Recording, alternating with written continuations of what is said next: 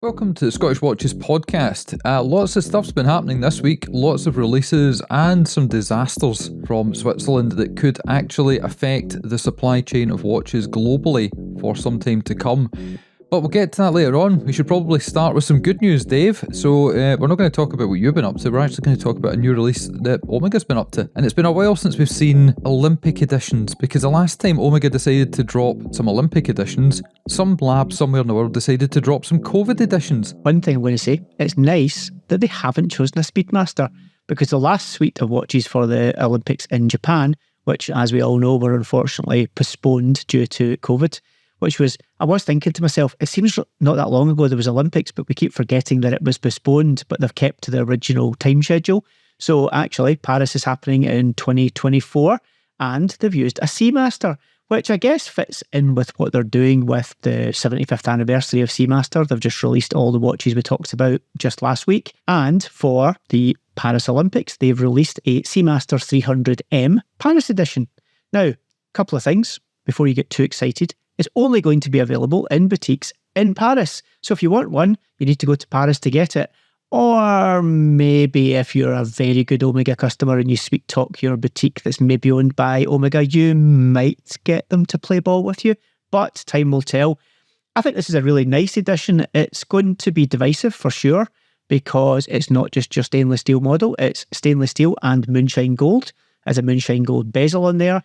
I must admit, when I heard the description, I was somewhat, am I going to like this? But when I saw it, I thought, I like this. It's a good looking watch. And the price, which we will get to shortly, isn't quite as high, albeit it's higher than a regular Seamaster 300M. Not quite as high as I was expecting to be. I think you might like this because it's possibly in your white watch wheelhouse, but I'm not sure if you're going to like the whole stainless steel and gold thing. That I can't make up my mind about. But Ricky's shaking his head, which means he doesn't like it.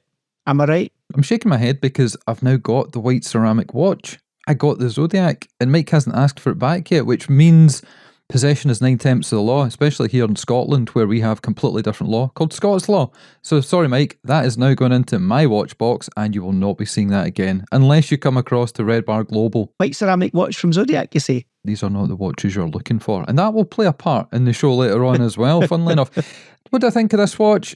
It's okay. It's fine. It's only available, as you mentioned, in Paris and boutiques. Hopefully by the time it is available, those boutiques will not be on fire. It comes hot on the heels of the releases that were postponed and then kind of brought out with the wrong date on them thanks to the pandemic. So yeah, good on Omega for doing something that isn't a Speedmaster.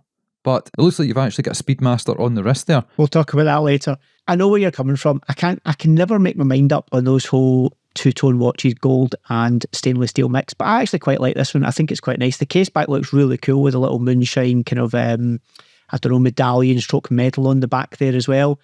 I quite like it. I think it is round about $8,600 US, which, to be fair, makes it cheaper than the Bond Titanium edition, which is somewhat surprising considering it's got gold in it. But I think this one will do okay. I think it's quite a nice watch. It's a wee bit different. It's not what I was expecting from them for an Olympic watch, to be fair. So yeah, let's see how it does. But yeah, if you like it, check out the Omega website, check out boutiques if you happen to be in Paris. As we mentioned at the start of the show, there has been real catastrophes, real life lost over in Switzerland. There was some adverse weather that I've never heard of happening over there. I've seen it in the States, I've seen it in Nashville and different places, California. But something happened over your neck of the woods, as in where you work, Dave. So do you want to actually explain a little bit about this? Because the worst thing is loss of life. Second worst thing is injury to people.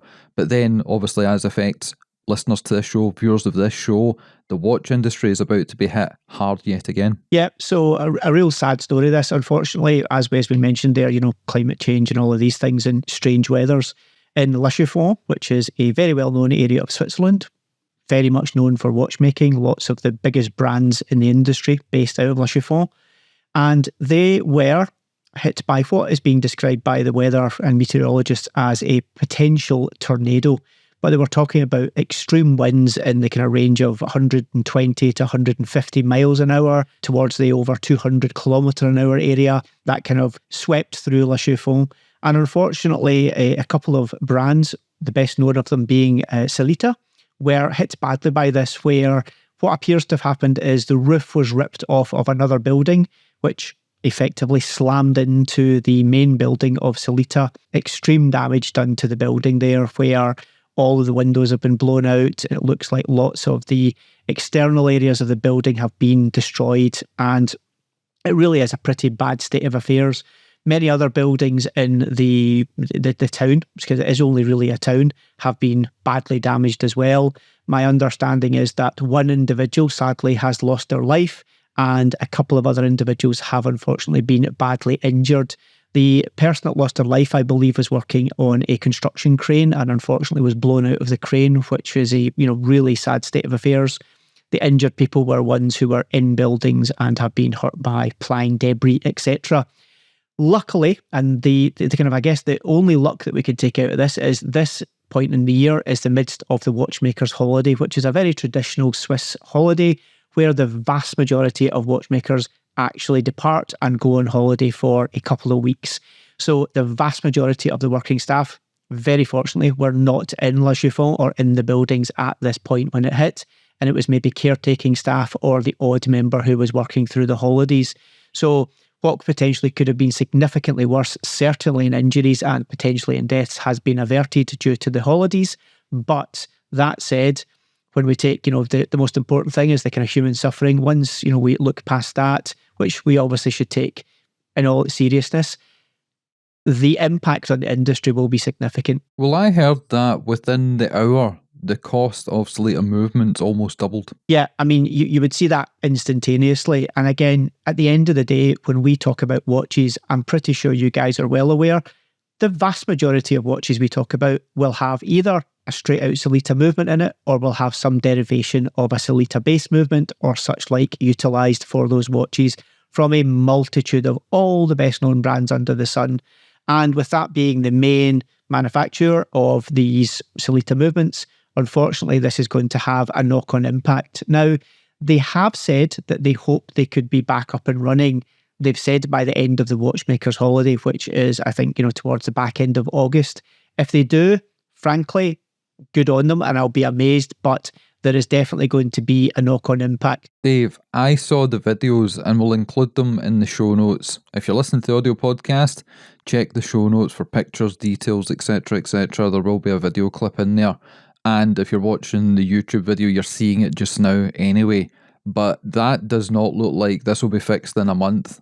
This looks like when there was massive damage in other areas of the world. Even in Japan, where they're really good at putting stuff back together quickly, it took them a long time when they had disasters. No, absolutely. And, I've seen the videos as well. And as you say, it's not insignificant. It's not just, a couple of little cracks here or there, or a couple of plants overturned. It's pretty major. It's the kind of video that you see from a disaster zone when it's on the headlines of the news. And unfortunately, as you mentioned, I think it will take a little longer than anyone will hope to get things back up and running. It's unknown at this point how much more damage has been caused in the general area. You have brands like Breitling, Cartier, and multiple others in the immediate vicinity.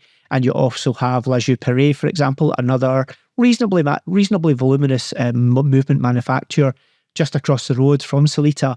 It appears that they've managed to escape the worst of it. It seems that most of the damage has been caused, unfortunately, by this roof being ripped off of another building, hitting their building, as opposed to specific damage caused by the wind itself. It's more the kind of impact that's caused the damage. So time will tell. At the end of the day, our best wishes go to everybody who has been injured. Hopefully you recover quickly. And we are very sorry that unfortunately someone has lost their life in this. So let's hope everyone can pick themselves up. And, if they can get back up and running by the end of August, amazing. But I think it may take a little longer. I doubt that. With all the best will in the world, I don't see that happening, because the devastation and destruction I saw, it was like a Transformers movie. It was real bad. Having spoken to quite a few people in the industry today who rely on the supply chain of Salita movements coming to them, they've said they're going to be okay for the next month or so, because the movements that they've got were already in shipment or were at Kosk getting certified, and they've currently got the test hands and things on them. But once that's done, then there is going to be this drought in the market where perhaps smaller players that are looking to bring out releases or replenish stocks, they're going to run into some difficulties. So again, after coming out of the pandemic with the problems trying to get crystals and various other things, we could be faced with yet another problem. And people that have ordered watches or maybe expecting delivery in a few months' time, just expect some issues because there are, major problems here.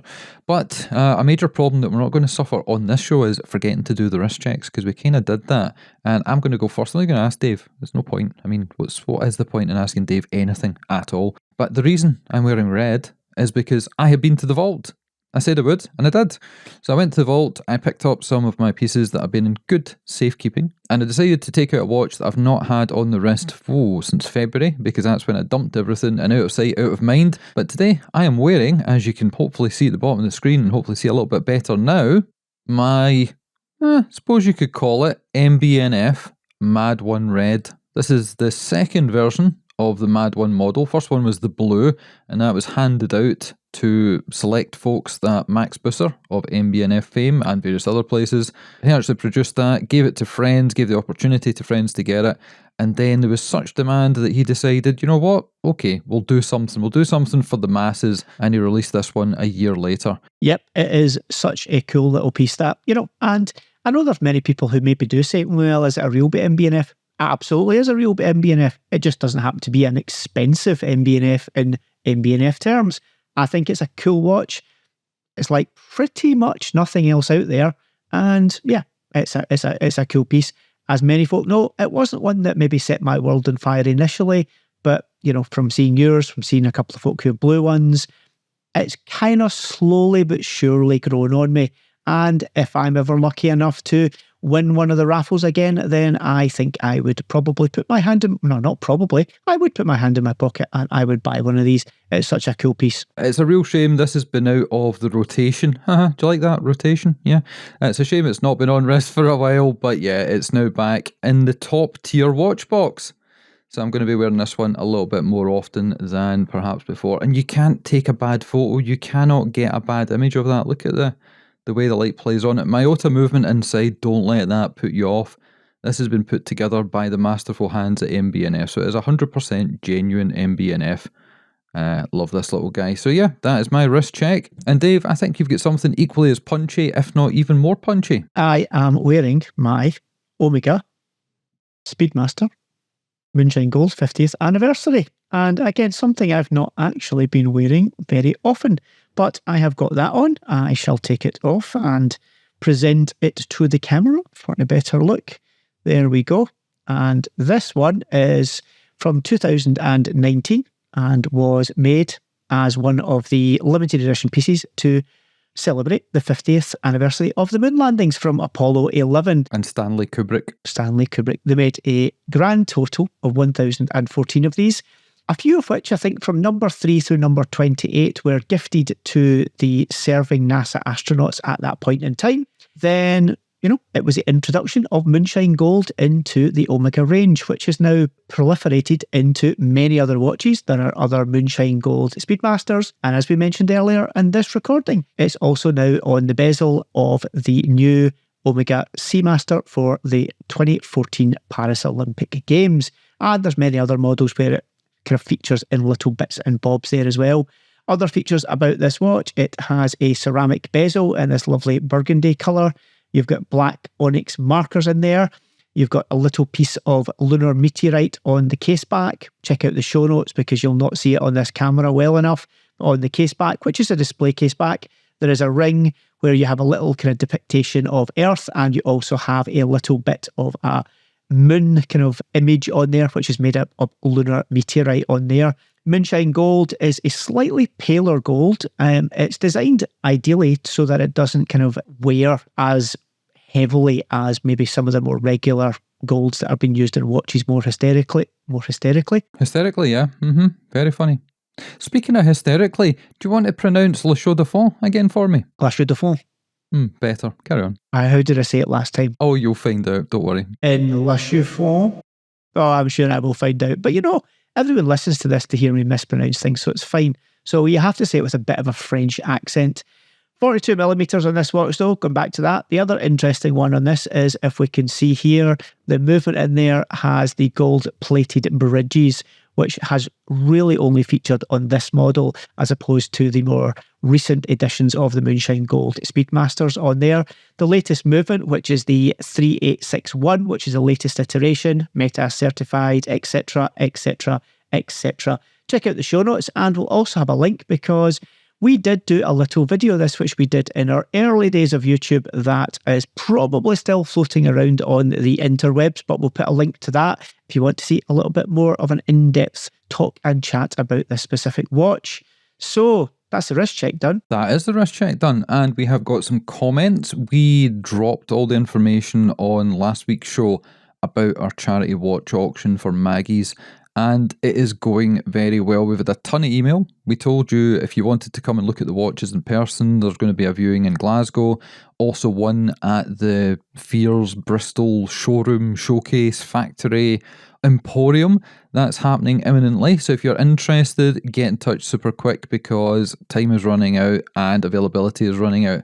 But we also had a couple of comments on the video itself on YouTube, and one of them was asking or stating something that was incorrect, and we obviously set the gentleman straight. And that was from, gotta love these YouTube names, Chili Badger. And the comment was, great show guys, thank you. Remember the auction hammer price will need to have a buyer's premium of 26% and of course VAT added at the end. So we went away and checked this because we weren't sure. We wanted to confirm one way or the other. We spoke to Sarah at Line and Turnbow, who is the auctioneers that are running the event. It was Sarah's idea, and they came back and said there is no premium added on to the hammer price for charity auctions, and also there is no value added tax. The price it goes for is the price the person will pay. So if it goes for $1 grand, $2 grand, 5, 10, there is no additional premiums added on top, so nothing to worry about. It's the best kind of auction, Dave. Absolutely. And we have to say thank you to Lion and Turbo, because obviously the buyer's premium effectively is their cut. That's how they make their money. And that portion, they are waiving all of their fees. So the reason there's no buyer premium is because they've agreed to waive all of their fees. And a big thank you to HMRC for waiving their fees as well. So on that front, we've also heard from the Art of Horology. Remember them? We do. Now remember, they remembered, rather than us, to say, oh, is that the logo I did? And they contacted us, and sure enough, yes it was. But that was nearly 2 years ago now. But yeah, absolutely, that is their logo. So thank you again to you guys for, I guess, having the logo that is about to become a lot more seen and famous than it currently is. Yeah, it was Liam that I got in touch with, because when Scottish Watches started nearly 5 years ago, they were one of the first companies that were listening, and they offered some artwork for my favourite watch, and they produced it, and it's fantastic, and it's actually in my kind of home office area. And then when we were doing the Every Watch auction, we needed somebody to come up with a logo. I had an idea in my mind, but it was kind of fluffy and I didn't have the time for it, and I'm not a designer anymore. Contacted Art of Horology, and the first design they threw our way was exactly what we were looking for. So big shout out to them. There'll be some details in the show notes of what they do, and I fully recommend you go and have a look at what they do, because they can take your favourite watch or a watch you own and redesign it, create poster prints, do line art drawings of it. Very technical, very cool. I'll even put a picture of what was done for myself and drop that in the show notes as well, so shout out to those guys. Absolutely. Now, talking of comments. Right, okay. This is going to be interesting, Davey boy. It is going to be interesting. I think there's been a few comments that have been aimed, directed, posted towards myself and yourself with regards to our endeavours on YouTube. And I think it's fair to say that they like maybe the Bobby Dazzler of your backgrounds. And I think they like the juxtaposition of me spending a little bit of time, energy and effort, and you being in the corner of your grandmother's kitchen, which is kind of what they were saying. So there's some select comments we have here, and let's read a few of them out. Right, so let's go for the first one. I'll do my news at 10. The first one, from Wonky Ties. Ricky's background looks ace. Dave, yours looks hilariously shite. Very nice to see your happy little faces. Fair. Tell me when I get it wrong. Next, from T. Billington. I love how Ricky has gone to all the effort to set up a fancy lit studio, and Dave doesn't give a shit and just records in the corner of a normal room. Also fair. From Brian, watched YouTube this morning. Get a screen made for Behind Dave ASAP. It really detracts. I'll take it. I'll take exception to that because you should just be looking at my pretty face. But other than that, I'll accept it. Cool. Next up, from Martin Walport, Dave needs a better background, perhaps something in turquoise. He has a point, and He does, yeah. Watch this space. Watch this space. And finally, from Simon, there was many more, but for the fact that we do a show that's under an hour long, from Simon, kept feeling like Dave's nan was going to walk in behind him and offer him meatloaf. I thought Meatloaf died. I thought he died as well. I remember the conversation we had when we did the first recording back on the 1st of July, and we're recording this now on the 26th, and you said, oh, next week my office will be all sorted out. Oh, wait until you see, it'll be fantastic. Yeah, still waiting. I didn't specify a year. A week, 1 week. Very nearly there. Is it? Okay. Very nearly there. We've got my props. I've thought this through. I've got them lined up. I know where they're going. I've got some lighting. I might have some LED type effect things going on. So, it's not going to maybe quite look as brothely as yours, but it's going to look very good. So you've taken the red lights out of your window and moved them to your office, is that what you're saying? No, I went with the not quite as brothely, but there might be an orange theme as there is in many things in my life, but we'll see. We'll let that happen. God will not help you. That's all I've got to say. We are beyond redemption. But we did have some really good comments from you guys. Thank you so much. And when I say good comments, I mean hundreds of good comments.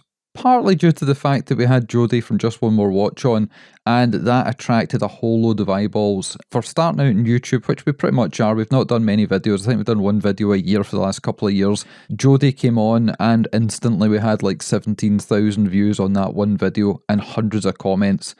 Most as in like 99% of the people were very happy. They liked the fact that we'd taken a bit of a stroll down memory lane with Jodie, explained his history, his background, what he did, and how he brings his videos to you guys. Because when you watch his videos, it's all, hello, welcome to the show, here's a watch, it's great, it's shite. We told you more about him, but no, it was fantastic. And a couple of the good comments. Here we go, use it 10. 10:15 now, Dave. So glad to see these guys during the show. Being able to see them while they're talking and images of the watches they're talking about makes a huge difference. Thanks for the effort. Next was, stoked to have this on YouTube, brings a whole new life to the podcast. Guys, please do this more frequently. You will crush some of those BS watch shows, and there was absolutely tons more. Check the show notes because we can't have poor Miziel thinking that YouTube's taking his job. No, and I will stand up for the little guy and say that YouTube has now become part of his job, because the images that we drop into the video segments of the show on YouTube, he provides mostly those images, and then I kind of tart them up a little bit and make them the right size because he still hasn't figured that one out yet. The editing software he uses is called the GIMP. Let that one sink in. Anyway, enough about Miziel and his sleeping patterns. We're not going to wake him just yet. Let's move on to the next new watch. And this is a release from our good friend, Vishal, who runs a number of different brands at different price points, including Aviate, Spinnaker, Nubeo, etc., etc. And this is a collaboration with Capcom, the video game company, about a game that came out nearly 40 years ago, there or thereabouts. But because Vishal is of an age, as me and Dave are as well, he wanted to bring this back to life. And the watch is now out, the embargo has been lifted, and Dave, you can tell us all about it. This is a Capcom game called 1942, a shoot 'em up, which if you are of a certain age, like as Ricky said us, you will remember. Really kind of classic, just flat planar game where you basically shot the planes coming towards you.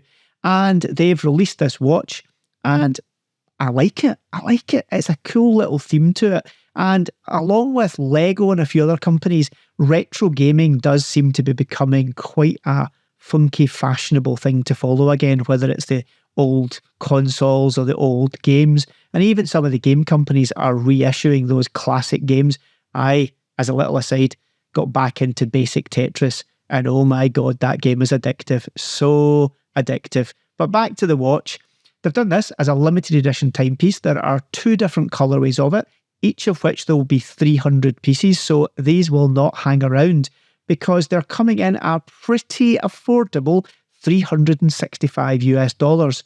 As you would expect from this brand, you've got a Seiko NH35 movement in there. Nothing fancy, but genuinely super durable. Does what it says on the tin. There's also going to be some artwork bundled with these watches from a Spanish artist called Lowbrow. Now, he has done some kind of pixelated artwork that comes in and that really matches in with this game and the theme and everything about it. So as a little package... Dave, you know all about little packages. Well, you know, small, good things come in small packages. It has to be said. Well, it turns out you are right. Video games, I think it's like anything. When people get older, the things they did when they were younger becomes nostalgic, retro, rose-tinted, and they try and bring it back in. Maybe they rebuy things from their past. Cars are a big example of that. I was watching a YouTube video today saying that E-Type Jags were very, very expensive maybe 15, 20 years ago. Now, the people that wanted them have got them, and the people that have got them are starting to head into the graveyard or the care home, therefore don't need it, and all these E-Type Jags are suddenly swamping the market, which means the prices absolutely plummet. Now, our generation, who we're now in our 40s, they're into things from their past. So it was classic video games, it was classic movies from the 80s. And you know what I'm like? I'm Peter Pan. I have not grown up and I don't intend to at all. I go to Comic Cons, I go to all kinds of things. We'll talk about that shortly. But I went to a retro games place about a month or two ago called Play Expo, which was at Braehead in Glasgow. And I didn't play 1942, but I did play 1943, which was the follow-up. And I took some pictures and video clips and sent them to Vishal. And he promises that one of these watches will be coming across here. So we'll get you to do a review of it, Dave. No, absolutely. And do you know, I'm with you on this. As I've started to play some of the older games, like, you know, as I said, Tetris and a few of the others, the original Mario Kart and such like as well, which is obviously a bit newer, but, you know, the old original Mario Kart is still a fair age these days. Well, remember they re-brought out the classic mini NESs and SNESs where all the games were on it? I bought those two things and that like took away weeks of my time at Christmas. Absolutely. I also managed to start playing, like, albeit in an emulator, Manic Miner, which is, you know, a proper blast from the past. What you forget is the amount of detail that had to go into the gameplay of those, because they couldn't hide behind super fancy graphics and, you know, virtual world realities that look just like film. It was basic, it was blocky, it was pixelated, and the gameplay had to be addictive, and addictive they are. When you get back into these games, you're like, this is why I love these games. But yeah, good fun to get back into them. So for sure, if we can get one of these over, we do need to have a little sniff around that and have a play with it. I will make sure that happens, Dave, and you will be the guy that reviews it. Also, for anybody that cares, if you were into your classic FPS games, we're talking Wolfenstein 3D, we're talking Doom, which next year I believe is 30 years old, or Quake. One of the two guys that were the leads on that at id Software, that was John Carmack and John Romero. John Romero has put together a book, and it's called Doom Guy. It's out literally within the last week. I'm about to buy the audiobook on whichever platform I decide. It's quite expensive, the audiobook. It's like nearly 17, 18 quid. But the normal book or the Kindle version is under 10 quid, and he is fantastic. I've seen so many videos of his. Never met him in real life, although he stays over in Ireland now. But he is still cranking out game content with his kids and his wife Brenda. So there's something else. You can look in the show notes if you want to see a link to that. But it's probably time to talk about what we've been up to, and I'm going to follow on and say I was back at Braehead. I went to Comic Con, the big Glasgow one that happens every year, pandemics permitting, and the reason I went this year was there was going to be a guest, and I saw him, but I didn't approach him because he was busy. And the one time I was going to approach him, he decided to go for his lunch. And that is the guy from Hello Hello, the policeman that would always say, "Good morning." That's the guy. And for any long-time listeners, you'll have heard me and Dave take the piss out of this saying many, many times. Hello Hello was a bit of an institution here in the UK back in the 80s. It was one of those sitcoms that was actually pretty decent. And he was there along with loads of other film and TV stars, including people from Doctor Who. In fact, previous Doctor Who, Colin Baker was there.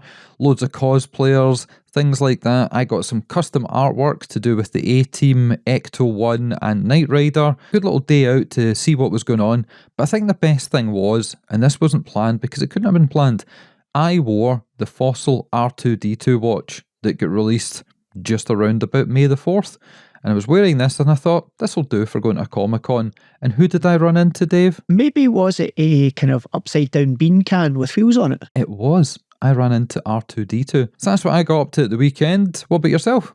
I did take part in a little bit of a training course. I joke a little bit, it was quite an interesting course. It's something that's been put together for the industry by the FHH, which is, you know, as many will know, is the Fédération Horologie. That's probably badly pronounced as well, so you can take the piss out of me later, Ricky. but they're developing a bit of a kind of training course for people within the industry. Do they teach you how to pronounce things? Absolutely, yes, but badly. I can tell. Absolutely. So that was being done. It was very, very good. And what else have I been up to? I have not really been up to a huge amount, but I watched an old movie. Now, I have seen this when it first came out, but I happened to put the telly on one night when I couldn't sleep, and on comes Die Hard 2, A Blast from the Past. And it's a good film. It was not as good as Die Hard, the original, but it was one of the best Die Hard ones, and I really quite enjoyed that. Pretty unbelievable, it has to be said. Because the first one was extremely believable, Dave. I guess this was one that was maybe made prior to airport security, let's say, being massively ramped up due to some world instances. A good watch nonetheless. And I finally managed to watch the last 2 episodes of Jack Ryan, which is the series that's based off the books and the movies, which has proved to be actually a really good kind of dramatization and serial of those books and films. So yeah, that's pretty much all I've been up to. Nothing too excited. I haven't been out, bigging it up with RTD2 like you have, but other than that, not so much. Should we talk about what else we've been up to? Did you not go and see the new Barbie film? No. Well, I've not watched any good films at the cinema for a while, so that'll be good. But I did catch up, like you, with a couple of old movies. I watched Blade 1, which is phenomenal. It has stood the test of time. And finally, last thing we did together. We had a mini Scottish Watches meetup. It was yourself, myself, Sarah, and Simona. So quick picture of the wrist check that we got there. But enough of our twaddle. Time to talk more watches. Some big news that hit the watch world not that long ago, merely a few weeks, if not possibly just over a month ago, about Omega and a certain auction watch that maybe after the fact didn't turn out to be what they thought it was. There will be a link in the show notes to an episode that we talked to Periscope about the whole debacle and something that he very much had brought to the light way back when the auction happened. But it turns out that Omega have finally decided to report the whole instance to prosecutors in Switzerland, and they've put forward their case about how they are the wronged party and the party that has been damaged by these said actions. So it will be very interesting to see what happens now. Many people thought Omega might not actually take it further, but they obviously have. They have reported it. So let's see if the prosecutors, once they've had a bit of a deep delve into it, decide to take it further and potentially lay charges at the door of the individuals that are said to be concerned. Lots to come still on that one by the looks of things. It will be, as I say, very interesting, and watch this space. I read that and it was quite a nothing burger of a press release. I think their hand has been forced because of shareholders and the fact that it did get so much notoriety in the press. We did, as you mentioned, a full episode. If you've not heard that, if you're new to the show, Periscope has been on twice, and each time it is jaw-dropping, the amount of research and investigation that this guy does without a team, just off his own, and the Rain Man-like brainpower and recall that he has for spotting something on a dial and then casting his mind back to maybe a couple of years ago when he first saw it on a different watch that was in a different auction or in a different place. And he says he's got this database that he relies on for all this information, but, we know the truth. It's all in his head. He's a great guy. So if you've not heard that episode, there'll be links in the show notes to that. We don't have it in video form, but hey, you're just going to have to listen to it in Spotify or Apple Podcasts or Google Play or anywhere else that podcasts are available. Fantastic content, and we're going to have him back on because we keep seeing posts on his Instagram that lead to his webpage where he just lifts the lid on everything.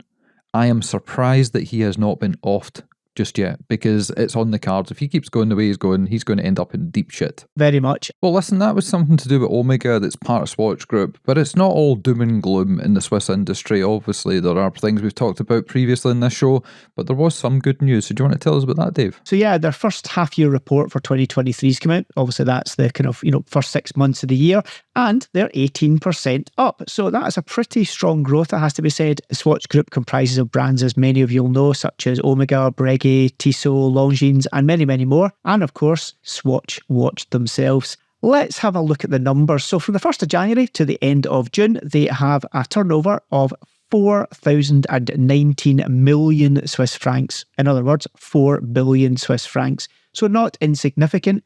18% up, as we mentioned, on the previous constant exchange rate basis. Can you guess where quite a lot of that growth came from, Ricky? I know where most of my growths come from. That comes from looking at pictures you shouldn't be looking at on the internet. But where do you think Swatch Group's growth has come from? I think potentially the one-use plastic. The purportedly bio-friendly bioceramic market, that one, you would be correct. Swatch Watch has led the charge when it comes to the growth within Swatch Group, with, of course, the infamous Moon Swatch. That has continued apace. Many releases still coming out every month. It's absolutely nothing to do with that. It's the fact that Simona got into watches a few months ago and she keeps buying swatches. Unfortunately, pre-owned Swatch watches are not going to help Swatch's bottom line. But, I think that, she could in the future be contributing to the wealth of the Swiss watch industry. But yes, the Moon Swatch very much being the watch that is charging ahead within the whole group's portfolio and helping to lift their profits. So what's the story with them just now? Is it easier to walk in? We obviously walked into the Swatch store in Geneva during Watches and Wonders and I bought one for me, one for her. But can you just walk into most places now and pick them up? My understanding is that most of the stores that range the Moon Swatches at this point in time, you can usually walk in, and if you're not too fussy about which one you want, you'll be able to probably get something. One of the models you're likely to be able to get. As to whether it's the one you want, or if you've got a few of them already and you're trying to fill the missing ones in, then you may find it a bit more challenging to get them. Again, ones like the Earth, the Moon, the dark blue, which I can never remember which planet it is, but those ones Neptune are continuing to be more challenging to get your hands on.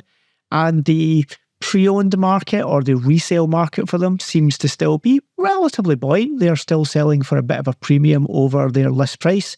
And obviously each month they're releasing their full moon or new moon editions with the Moonshine Gold secondhand. I think there's maybe been 5 or 6 iterations of it so far, and it looks like they're going to continue at pace with those as well.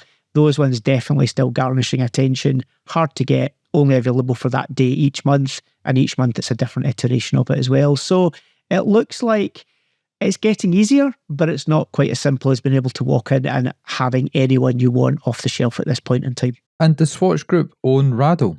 They do indeed. You were wearing a really nice Rado watch when we went out for food last night.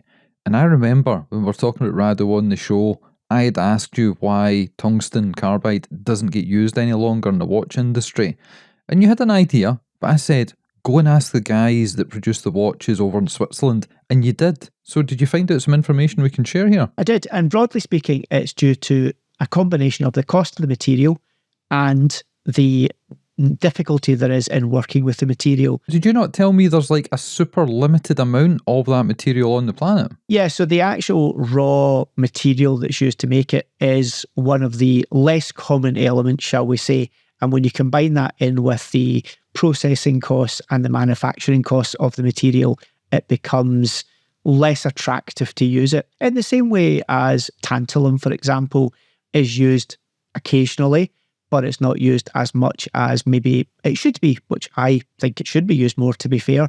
But there are so many other materials. It appears that titanium seems to be the flavour of the week, month, last few years, with brands moving over to titanium and various hardened titaniums. We actually maybe get time to talk about one of those later as a new release. But yeah, sad to see that even Rado, I think as we mentioned when we reviewed that a few weeks back, aren't using tungsten in the newer releases of that specific model. Well, that one you had last night was tremendous, and I couldn't believe that it was vintage because, yeah, we know it doesn't scratch, but to see it not scratched in perfect condition, it was mesmerising. So hopefully you've got a decent picture of that, and we can put that in the show notes as well. But we should probably finish up then with a titanium watch. We should. So this is a new release from Citizen, one of their Promaster range, and this is the Fujitsu Subo range. Now, they released, I think, 3 or 4 models of this back round about a year ago in their titanium that Citizen are so well known for. In fact, I think we may have mentioned it in the show before, but Citizen were the world's first watch company to utilise titanium as a watch case. And this is a model that's based on a vintage diver model from 1977. Now, they just have so much potential that they don't ever quite seem to get going with. This for me is one of the ones where they've really spent a bit of time and effort and brought a really nice product to market that does let them compete with their direct competition, which, let's be honest, is Seiko at this price point and technical level. But this is a newer iteration of those watches, of which they have had titanium, but this is in their new proprietary super titanium, which has also been treated with their Duratec DLC coating, which is a way or a treatment that they give to their super titanium that makes it even harder and even more durable and scratch proof. It has got an amazing grey, shades of grey fume dial on here as well. Really classy looking watch. Coming in, as you would expect from this model, 41mm, 12.3mm thick. It is an automatic. Many of the watches that people know and love from Citizen, nothing wrong with this, are usually quartz and quite often solar quartz, but they do have some really nice automatic movements. And with their kind of build-up of the company with La Joux-Perret, for example, in Switzerland, which they acquired as part of the Citizen Group, they now have access to some more infrastructure that lets them maybe work on some of those automatic movements as well. So this is powered by their 9501 automatic caliber running at 4 Hz. Not an amazing power reserve, I think something in the region of 42 to 45 hours, but again, competes easily with those movements from Sellita. Does it compete with those movements from Sellita? Right, serious. This one cost-wise coming in at only a couple of $100 more than the standard variants of this watch, which for the extra hardening and such like you get with this titanium model, I think is fair. Comes in at just around the $1,200 to $1,300 mark. These so far actually have been selling out pretty quickly. They're not limited edition, but they do seem to make them in relatively small batches, certainly outside of the Japanese domestic market. So in the UK, for example, I occasionally see them, but they tend to sell out really quickly. And I know that, for example, our friends at Porters in Glasgow have had a couple of the previous editions of this watch and they struggled to keep them in stock. Well, it just so turns out that the PR agency in the UK that deals with Citizen somehow stumbled across us after half a decade of us doing what we've been doing, and potentially they're going to send us some to play with. So I will keep you informed. So you might actually have a couple of watches to play with and do reviews on the show in the forthcoming couple of weeks. I love these. As you mentioned, we say it all the time. There's Grand Seiko, there should be an equivalent Grand Citizen because they do phenomenal stuff across price points, across movement technologies. They've got some of the most accurate stuff in the world, but nobody really pays attention, which is really odd because people do pay attention to Seiko with their Prospects line, their Presage line, all the way up, Credor, Grand Seiko, King Seiko, but Citizen just don't get the love. So hopefully that will be remedied in the near future because the stuff they do, it is tremendous. You own some great watches. I remember you brought, again, a video we did a million years ago on your super thin Citizen. And I could not believe that this was a real watch. It looked like someone had just printed, not 3D printed on paper, a picture of a watch, and it was legit. The only question I have about the watch is why did they name it after Susan Boyle? I have nothing to say on that. That is a great way to end a show, isn't it? With a shitty pun of mine. So there we go. If you've not already been through our back catalogue, if you're new to the show, perhaps you're watching the videos on YouTube and you're like, who the hell are these guys? What have they been up to? We've been doing this for nearly 5 years and we've got nearly 500 episodes in the can. So we have lots of things that you can go back through and listen to, and going forward you can watch on YouTube. Be sure to check the show notes. That's where all the juicy content is. That's where the links are, the technical spec, all the info and the watches. Follow us on Instagram at Scottish Watches. There's always some good posts on there. Miziel and the team are doing a phenomenal job for us, and on the website as well. That's where you can contact us, drop us an email. Best to do that. Don't DM us. It kind of gets lost in the weeds. So info@scottishwatches.co.uk. The website is obviously scottishwatches.co.uk. That's where there's news, reviews, previews, articles, roundups, all the kind of stuff you'd generally find on a watch website, but with a little bit of our humour thrown in for good measure. And yes, check out Jodie's video with us from a couple of weeks ago there. It's been phenomenal, really good, and very thankful that Jodie decided to come on and school us a little bit on how to do this YouTubey thing.